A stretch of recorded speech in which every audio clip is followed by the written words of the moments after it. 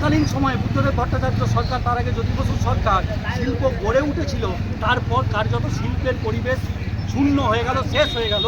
আর শিল্পের পরিবেশ শূন্য হওয়া, শেষ হওয়া মানে নতুন করে যে বেকার যুবদের কর্মসংস্থানের একটা গুরুত্বপূর্ণ জায়গা তৈরি হওয়ার কথা ছিল, সেই কর্মসংস্থানের জায়গা তৈরি হলো না।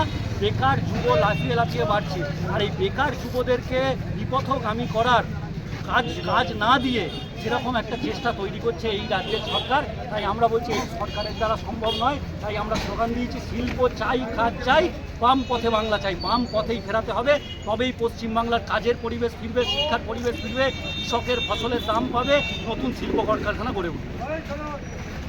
এই ভিডিওটিকে লাইক করুন, আপনার গুরুত্বপূর্ণ মতামত কমেন্টের মাধ্যমে আমাদের জানান এবং আমাদের চ্যানেলের ভিডিও সবার আগে দেখার জন্য ইউটিউবে গণশক্তিকে সাবস্ক্রাইব করুন, ফেসবুকে ফলো করুন এবং শেয়ার করুন আপনার পরিচিতদের মধ্যে। আমাদের চ্যানেলে আপলোড হওয়া ভিডিও নোটিফিকেশন পেতে বেল আইকনটি ক্লিক করতে ভুলবেন না।